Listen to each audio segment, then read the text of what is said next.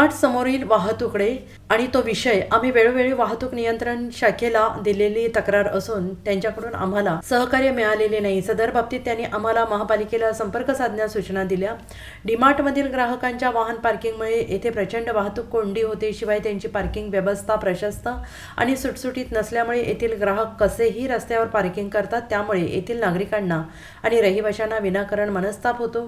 काही दिवसांपूर्वी डीमार्ट समोरील बॅरिकेड महापालिकेकडून काढण्यात आले होते। हे बॅरिकेड पुन्हा बसवण्यात आले आहे। नवीन रस्त्याच्या मध्यभागी डिवायडर झाल्यामुळे डीमार्ट समोरील रस्ता पार्किंगमुळे अरुंद होऊन अपघात होण्याचं प्रमाण वाढलं आहे।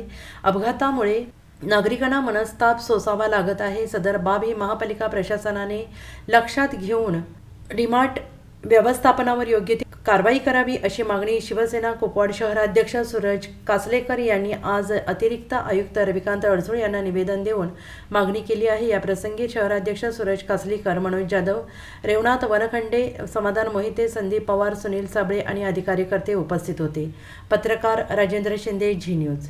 आज डीमार्टच्या संदर्भात जे पार्किंग व्यवस्थेमुळे तिथे जी वाहतुकीची कोंडी होती त्या संदर्भात आम्ही महानगरपालिकेच्या आयुक्त साहेबांना निवेदन दिलेलं आहे। डीमार्टच्या तिथे पार्किंगची व्यवस्था ही अतिशय किचकट आहे, त्यामुळे येणारा ग्राहक हा रस्त्यावरती पार्किंग करतो।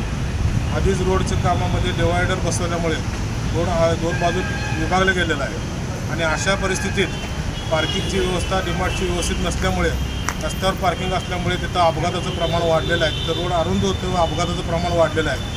अशा प्रसंगात जर कुणाला एखाद्या माणसाला अपघातात अपंगत्व आलं किंवा जीव गमवावा लागला तर अपंगत्व आलेल्या माणसाला त्याला नुकसान भरपाई द्यावी व जीव गमवलेल्या माणसाला जर एखाद्या माणसाचा जीवितहानी झाली तर व्यवस्थापकावरती सदोष मनुष्यवधाचा गुन्हा दाखल करावा अशी मागणी आज आम्ही महापालिका आयुक्तांकडे केलेली आहे। आयुक्तांनी या संदर्भात लवकरात लवकर लक्ष घालून त्यांच्यावरती संबंधितांवरती योग्य ती कारवाई करू असं आश्वासन आज आम्हाला शिवसेना कुपवाड शहराला दिलेलं आहे।